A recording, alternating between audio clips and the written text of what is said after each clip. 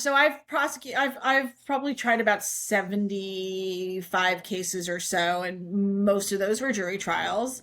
And again, not to be the broken record, state is a little bit different than federal, but and the main difference is that in the federal system, the judge asks the questions. In the state system, the lawyers ask the questions. But regardless of who asks the questions, the process is, and you're lucky. Well, I've certainly been called for jury duty. I've never been picked, but I've certainly had to sit there. I mean, it's good you get some good reading done. It's not the worst thing in the world,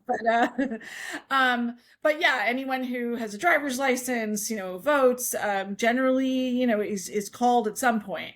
And you can also be called for federal jury duty. So it doesn't matter. It will be in the district. So you're not going to be called for federal jury duty. You're in Virginia. You're not going to be called in Florida, right? You would only be in the district of Virginia that you live in. So you can be called for either. And what happens is that you're in a just sort of general room, and then there'll be various cases. You could be called for criminal jury duty or civil jury duty. And what happens is then within that pool, then they'll send a random amount. They know nothing about you, right? And they send the group to the courtroom, and the lawyers get together again, if it's a federal system, and they come up with questions that they want asked of jurors.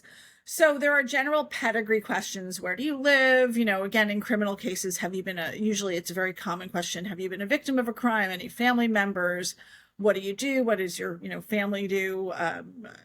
Those are anyone lawyers? And then you might ask sort of hypotheticals. You can't really do things like, what do you think of classified documents? But you might ask things, for example, like, circumstantial evidence is a very big part of proving things. So an example of circumstantial evidence that we often use as lawyers would be, if you wake up in the morning and the night before it was, the streets were dry, and then you wake up in the morning and there's puddles, what can you, do you agree with me that it's reasonable to infer that it rained?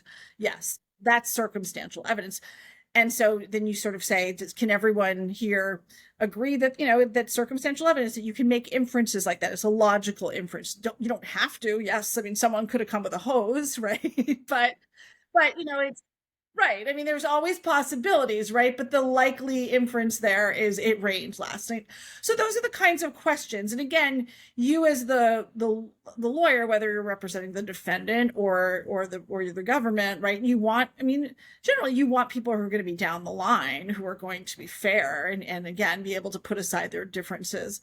I mean, what I think my best juries were always literally like, the people that you meet in the neighborhood. It could be a professor, it would be a fireman, it would be a bus driver, it would be a lawyer, it'd be an accountant. It would be like a really interesting, and it was always fun to see them at the end of trials because they actually sometimes became friends and things like that. But yeah, I mean, essentially that's what's going to happen. Now, of course, in the Trump case, everything is it's like on steroids, right? You're going to have a questionnaire that's going to be, this thick, right? With questions. And of course, there's going to be political questions. We never, in regular criminal cases, we don't ask about people's party affiliation or anything like that. So it's going to be much more complicated. But, ultimately, they're going to have to find, 12 people and a few alternates to sit on these in various jurisdictions.